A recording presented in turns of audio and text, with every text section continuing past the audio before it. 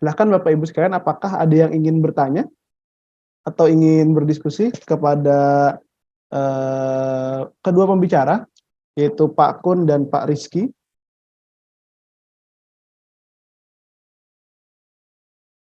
Oke, mungkin kalau memang mungkin sambil menunggu ya Bapak Ibu sekalian, mungkin dari saya coba bikin tanya-tanya juga nih kepada Pak Rizky dan Pak Kun ya. Nanti Bapak Ibu yang ingin bertanya silakan bisa langsung raise hand atau di chat ya. Oke, mungkin saya mau tanya dulu nih ke Pak Kun ya. Tadi kalau misalkan saya lihat sekilas ya dari timeline dari PowerPoint itu dan cerita dari Pak Kun, itu kan memang ternyata memang Probis itu disusun setelah ada SOP, kemudian setelah ada Probis itu baru kemudian disesuaikan SOP-nya. Nah, boleh diceritakan lebih detail nggak sih Pak, kira-kira bagaimana sih cara menyesuaikan antara SOP yang sudah ada dengan Probis yang waktu itu memang baru disusun tahun 2018 ya Pak? Apakah dirombak total kah atau disusun ulang kah atau bagaimana Pak kira-kira? Ya, ya baik Mas Irfan, terima kasih. Jadi memang tadi yang saya sampaikan di awal, memang ketika kita di 2009, memang itu dulu secara OTK itu masih OTK yang lama Mas, jadi masih 2008. Sedangkan kami di tahun 2017 kita ada perubahan full itu, banyak perubahan baru, tapi tetap untuk SOP-SOP yang lama tetap masih kami gunakan Mas, jadi nggak kami buang. Jadi tetap SOP-SOP yang lama yang memang kami anggap masih relevan, itu tetap kami gunakan. Karena memang kalau di SOP yang lama pun, pertama dari sisi pelaksanaan, ya, pasalnya sudah beda semua. Kemudian di sisi mutu baku, dulu juga mutu bakunya nggak ada, terus tahapannya juga banyak tahapan berubah. Nah, tetapi tetap itu kami, ketika kami nyusun SOP dengan unit kerja, kami sampaikan ke unit kerjanya itu bahwa ini ada dokumen SOP yang lama, ini bisa kita jadikan rujukan, jadi jangan sampai kita buang. Mungkin ada tahapan-tahapan kegiatan yang masih bisa kita gunakan dan dia masih link sama peta probisnya kayak gitu. Seperti itu sih Mas. Oke, baik Pak. Berarti maksudnya kalaupun SOP yang masih relevan itu nantinya kemudian disesuaikan juga dengan Probis yang ada. Misalkan kalau ini sesuai dengan proses ini nih, maka kodifikasinya disesuaikan seperti itu ya. Iya. Oke, baik, betul sekali. Oke, mungkin ya sudah ada pertanyaan nih dari chat kepada Pak Kun ya. Saya Ivan izin bertanya kepada Pak Bangun Kuntoro, bagaimana kita mengetahui batasan atau perbedaan dari sebuah proses, subproses ataupun aktivitas, mungkin maksudnya peta lintas fungsi. Jadi bagaimana nih cara membedakan antara peta proses, subproses dan juga peta lintas fungsi. Mungkin Pak Kun silahkan bisa sharing pengalamannya.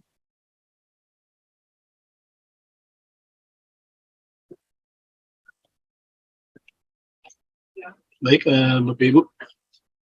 Jadi memang Bapak Ibu, Mas Irfan, jadi memang waktu itu ketika kami menyusun proses bisnis, memang kan tetap kita berpatokan daripada Perintah 19/2018 ya. Pasti definisi proses itu seperti apa, proses itu seperti apa, sama CFM-nya seperti apa, kayak gitu loh. Memang tadi yang disampaikan oleh kami yang di CJNPD itu, memang kami juga sama dengan yang oleh Mas Rizky juga. Jadi memang kami ketika kami menyusun prosesnya itu, kami tetap mengacu ke dokumen rencana strategis kami. Di situ kami turun daripada peta visi misi kami seperti apa. Nah, di dalam visi misi itu kami coba breakdown di dalam peta prosesnya.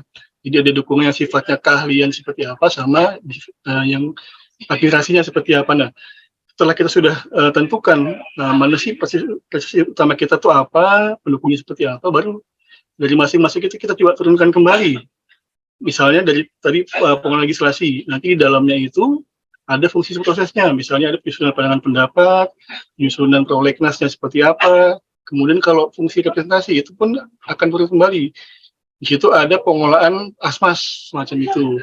Kemudian ada dukungan terhadap penyusunan APBN-nya, APBNP-nya, kemudian juga ada turun lagi kepada fungsi-fungsi yang ada di lingkungan CJNPD, Mas. Jadi memang hanya coba detailkan saja di dalam prosesnya itu kita turunkan ke dalam fungsi-fungsi yang ada di CJNPD. Kita melihat dari fungsi-fungsi tugas kedewanannya seperti apa, sama fungsi-fungsi yang di sekjenannya seperti apa di prosesnya. Kemudian ketika kita di dalam lintas fungsi, ya itu kan kita lebih detail nih. Ketika kita di dalam lintas fungsi, kita bisa membreakdown lagi untuk melihat siapa mengerjakan apanya nih. Jadi nanti ketahuan dari masing-masing unit itu, siapa pelaksananya, dia mengerjakan apa. Jadi hanya seperti itu, kayak gitu. Jadi kalau diproses cuma proses utamanya seperti apa, dia akan turun detailnya lagi ke dalam prosesnya, itu akan kita pecah lagi. Di situ nanti dari prosesnya itu kita akan pecah lagi dalam CFM-nya untuk lihat siapa mengerjakan apanya, kayak gitu. Jadi memang Dan itu pun memang kami juga lama prosesnya Mas ya. Jadi untuk yang bikin prosesnya pun kita juga debatable juga, walaupun itu kesepakatan, kami butuh waktu sebulan untuk ditetapkan. Kemudian yang prosesnya juga kita butuh waktu 2 bulan untuk petapan itu, karena memang tidak mudah ya kadang-kadang. Semakin banyak kepala, semakin banyak hal yang perlu kita pecahkan sama-sama kayak gitu.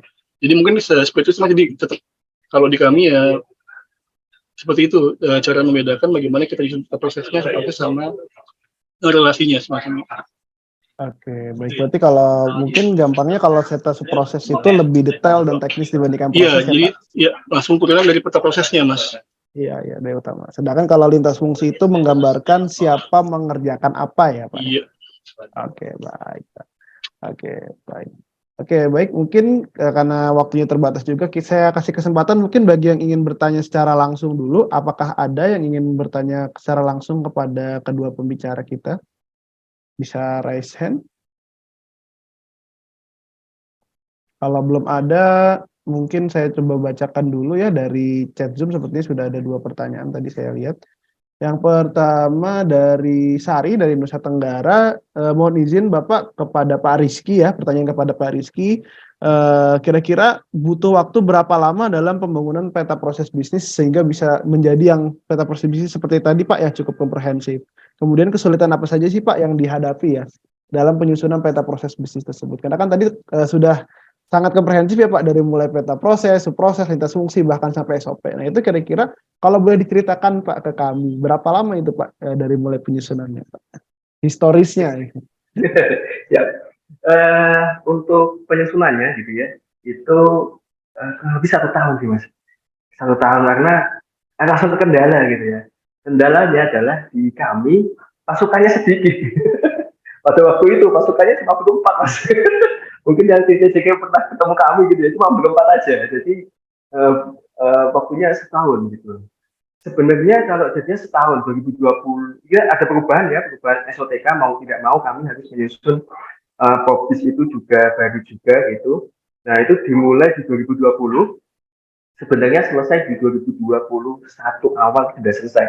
Namun karena kesibukan Bapak Kepala BSSN gitu ya, baru diterima 2021 akhir itu sudah rapat dengan beliau. Beliau sudah oke gitu ya. Namun nggak ditanda-tanda ini peraturannya gitu ya. Nah baru lagi Pak Kepala karena kesibukannya luar biasa di tahun 2022 gitu. Habis lebaran saya masih ingat tiba-tiba posisinya masih mudik gitu ya. Tiba-tiba di WhatsApp untuk rapat pimpinan. Lalu kemudian akhirnya langsung bablas ke BSSN. Akhirnya ditandatangani di 2022. Sebenarnya kalau untuk selesainya itu dalam waktu 1 tahun. Namun yang kompleks, yang proses bisnis antar dimensi ini masih kami susun itu di tahap hanya di SPM saja, karena proses bisnis multidimensi lebih cocoknya gitu ya. Setelah kami kaji itu di level N. Jadi menunggu di tahun 2025 agar nanti kompleks satu BSSN. Itu sih untuk kendalanya, yaitu keterbatasan personil, kesibukan Bapak pimpinan, dan juga kesibukan unit kerja pemilik SOP atau pemilik proses. Kalau mereka kasih, ayo Mas rapat tanggal sekian. Oh oke, gitu. Tiba-tiba di H-1, Mas saya ada dinas di mana? Nah, ya udah selesai. Iya betul sekali Pak. Tapi kemarin akhirnya setelah makan berbagai waktu akhirnya bisa jadi juga ya Pak ya. Alhamdulillah. Cukup ya. Karena memang dibutuhkan terutama komitmen ya Pak dari mulai tim hingga sampai narasumber bisa menyusun peta yang sangat cukup komprehensif sekali. Oke, mungkin juga ini sekaligus singkat aja nih kepada Pak Rizky juga. Apakah probis yang sudah disusun itu otomatis akan menjadi domain probis dalam SPBE Pak? Nah itu. Karena kita tadi sudah bahas elektronik Pak. Kira-kira gimana? Oke, siap SPBE ya. Jadi SPBE berarti SPBE-nya sifatnya SPBE yang internal gitu ya. SPBE instansi masing-masing, kan ada SPBE sifatnya nasional Bapak Ibu, sama SPBE yang sifatnya untuk Pemda ataupun untuk internal organisasi. Ya otomatis ada di situ kan, di arsitektur SPBE di Menpan 132 tahun 2022 kan ada arsitektur SPBE, yang mana salah satu arsitekturnya atau arsitekturnya itu membahas atau domainnya gitu ya, namanya domain. Salah satunya adalah domain proses bisnis.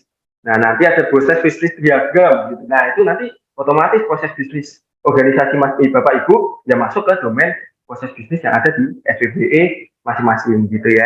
Sedangkan nanti kalau proses bisnis yang SPP nasional ya itu proses bisnisnya ya sifatnya nasional seperti itu.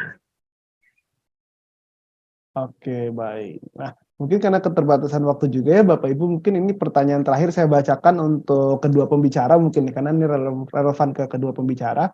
Bagaimana dari Ibu Yuni dari Axel, bagaimana menjaga agar peta proses bisnis dan SOP tetap relevan serta bisa menjadi panduan kerja dan tentunya fleksibel juga di organisasi yang cenderung agile gitu. Mungkin di sini dibahasnya sedikit di organisasi startup ya, tapi kan pemerintah juga sebenarnya organisasinya cukup agile ya. Bapak Ibu sekalian. Jadi bagaimana sih intinya menjaga probis dan SOP ini agar tetap relevan? Mungkin dari Pak Kun dulu Pak, mungkin bisa sharing pengalamannya dalam tanda kutip menjaga proses bisnis dan juga SOP ini bisa tetap relevan ke setiap tahunnya. Iya, baik. Kalau di kami memang itulah pentingnya review, Mas. Jadi memang review itu penting banget. Jadi kalau di kami kemarin memang kami kemarin sempat mengalami ketika efek ada panggilan jabatan dari Hubra ke JF, Mas. Jadi terutama kemarin di kantor daerah ya kayak gitu. Nah, sebelumnya kami sudah menyusun SOP-nya kantor daerah, kemudian ada perubahan dinamika semacam itu. Jadi menggomong SOP yang sudah kita susun untuk memberitahukan kita tambah kembali. Dan kita lihat kita punya ke atas ternyata dia tidak bertindak tadi sih hanya jabatan saja yang berubah. Jadi itu jadi sehingga dari situ kami coba review kembali, kita ubah kembali kayak gitu.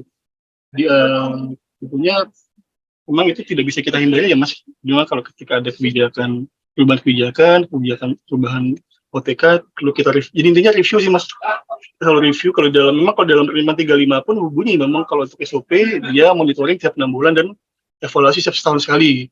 Dan kalau di dalam Permen 35 pun maaf 19 2018 memang untuk monitoring evaluasi masih belum sedetail SOP ya semacam itu. Tapi tetap kita berangkat ketika di bawah ada review, coba kita tekan ke atas seperti apa sih efeknya. Kalau memang tetap review kembali, kita coba review kembali. Itu Mas. Oke, baik. Berarti kuncinya adalah review apa ya? Review secara rutin, baik dari SOP ataupun probis, bagaimana agar tetap bisa relevan dengan kondisi. Kalau di BSSN bagaimana Pak Rizky? Baik, kalau di BSSN hampir sama dengan di tempatnya Pak Kun. Ya, dengan adanya ya SOP misalkan, dengan kalau kita review, kita tahu, gitu, kita pantau, kita evaluasi dengan menggunakan tools kami tadi gitu ya, itu akan terjadi sifatnya akan stabil gitu, nggak banyak perubahan lah. Kalau sudah nanti efektif kegiatannya, kemudian sudah tidak ada kegiatan yang sifatnya sampah gitu ya, itu insya Allah sih akan sifatnya stabil. Nah, ini yang agak berbeda adalah probis gitu ya. Kadang probis ganti pimpinan, ganti probis Mas. Gitu ya Mas ya. Ganti pimpinan, ganti probis, ganti SOTK, ganti probis. Padahal SOTK itu tidak ada kaitannya hanya di pelaksana gitu kan. Probis itu ada di restra. Kalau restranya berubah barulah ganti probis seperti itu. Nah, yang terpenting di sini adalah untuk menjaga staff dan probis adalah pimpinannya, komitmen pimpinan. Kalau pimpinannya sudah oke ya insya Allah probis oke. Ada kok salah satu instansi yang pernah saya datangi gitu ya, saya tanyakan gitu, Mas, Pak gitu, probisnya dievaluasi terus atau gimana? Enggak Mas, kami 5 tahunan gitu. 5 tahunan ganti gitu. Jadi kami tinggal menggunakan nilai kematangan BPMN atau business proses maturity model. Wah udah bagus banget tuh kan. Jadi gitu. Jadi intinya tadi yang kalau SOP siapa seperti Pak Kun ya dievaluasi dipantau terus nih Bapak Ibu. Kalau probis ya minta dukungan dari pimpinan, baik pimpinan kita langsung ataupun pimpinan organisasi. Kalau di BSSN ya kepala BSSN. Kalau pimpinan suka ya dalam tanda kutip organisasi yang chaos gitu ya, nggak suka saya yang stabil organisasi anteng-anteng aja itu nggak suka gitu ya. Ya udah siap-siap akan berganti probis setiap 1 tahun sekali begitu. Itu pengalaman Mas. Iya, ada ya Pak. Berarti memang ujung-ujungnya komitmen dari pimpinan juga ya Kak yang Iya. bisa menjadikan itu. Oke, oke baik Pak. Ya, sepertinya masih ada beberapa pertanyaan ya Bapak Ibu, namun sayang sekali karena mungkin waktunya sudah sangat terbatas. Mungkin nanti Bapak Ibu sekalian yang ingin bertanya lebih lanjut bisa langsung menghubungi Pak Kun dan Pak Rizky atau bisa mungkin melalui grup webinar ya yang sudah di-invite juga oleh panitia dari CCG Komunikasi Consulting. Oke, mungkin kalau bisa saya simpulkan dari kedua pembicara ini, berarti dalam penyusunan peta proses bisnis dan juga SOP ini terdiri dari beberapa tahap, diantaranya adalah terkait tahap persiapan, kemudian dari tahap pengkajian, kemudian tahap permodelan, dan kemudian setelah itu akan ada verifikasi, dan setelah itu baru nanti outputnya akan dibuat dari peraturan, baik itu peraturan untuk peta proses bisnis ataupun untuk SOP. Nah, hubungan dari peta proses bisnis dan juga SOP itu nantinya SOP ini merupakan penjabaran teknis. Kalau misalkan di peta proses bisnis itu hanya menggambarkan bagaimana siapa melakukan apa. Nah, untuk bagaimana caranya serta mutu bakunya secara detail itu akan digambarkan di SOP seperti itu. Ya, baik, mungkin sekian saja Bapak Ibu untuk diskusi kita siang hari ini. Terima kasih saya ucapkan kepada Pak Rizky dan juga kepada Pak Kun yang sudah mengikuti acara kita pada siang hari ini. Dan untuk Bapak Ibu peserta webinar siang hari ini dimohon jangan untuk live dulu ya, termasuk mungkin juga Pak Kun dan Pak Rizky, karena nantinya juga akan ada kuis ya, akan ada sedikit kuis dari Mbak Suci dan juga sedikit pengumuman mungkin dari Mbak Suci yang tentunya bisa bermanfaat bagi kita. Oke, baik, saya Ivan Anwar Fauzan selaku moderator izin mundur diri ya Bapak Ibu dan mohon maaf apabila ada kesalahan. Terima kasih, saya kembalikan ke Mbak Suci selaku Master of Ceremony. Oke, terima kasih Mas Irfan. Wah, saya dari tadi menyimak dengan seksama ya terkait paparannya Pak Rizky dan juga Pak Kun. Jadi kita banyak mendapatkan ini ya ilmu ya terkait bagaimana sih relevansinya antara peta proses bisnis yang sudah disusun dengan standar operasional prosedur. Nah, seperti yang sudah saya janjikan di awal tadi, bahwa akan ada pembagian door prize ya.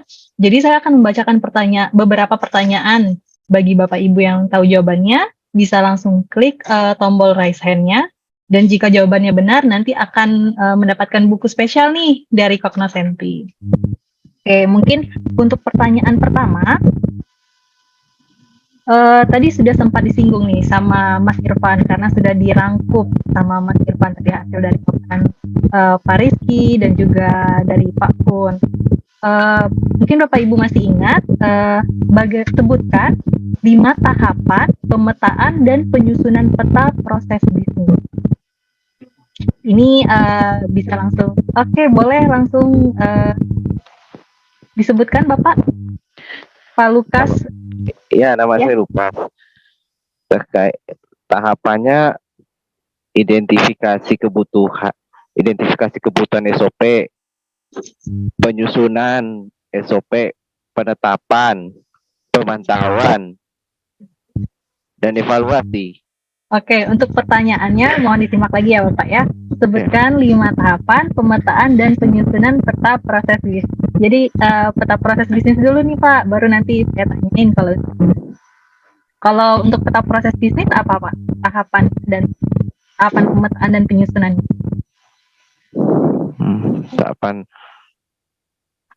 Tahap persiapan, pengkajian dan analisis. Oke, 2, 3 lagi Pak. Pemodelan, Oke, selanjutnya. verifikasi dan harmonisasi, Oke, penetapan terakhir. peraturan. Oke, benar sekali. Terima kasih ya Bapak ya. Nanti akan ada panitia yang menghubungi ya Bapak ya untuk pembagian buku untuk door prize. Oke, untuk pertanyaan yang kedua. Nah, pertanyaan kedua ini, bagaimana sih integrasi peta proses bisnis dan SOP, khususnya tadi ada di lingkup Sekjen DPD.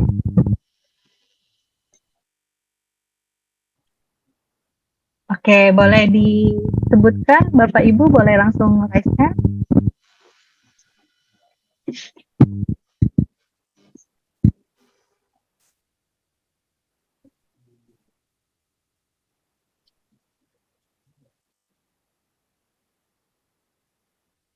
Atau mau jawab via kolom chat juga boleh, Bapak Ibu semua. Ini dari hasil paparannya Pak Kun nih. Ada yang bisa menjawab?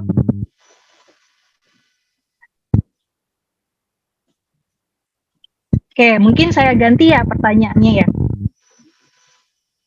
Nah, untuk sebutkan 4 tahapan dalam pengelolaan SOP. Tadi sudah sempat dijawab ya oleh Pak Lukas tadi. Boleh disebutkan lagi oleh Bapak Ibu yang lain?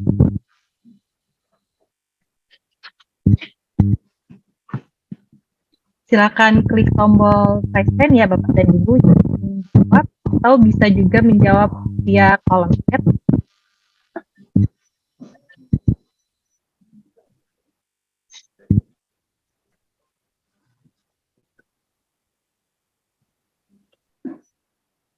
Bagaimana Bapak Ibu?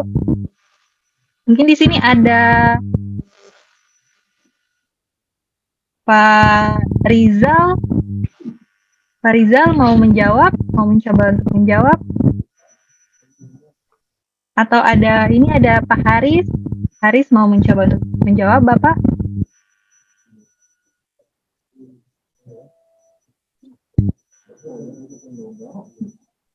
Belum. Oke.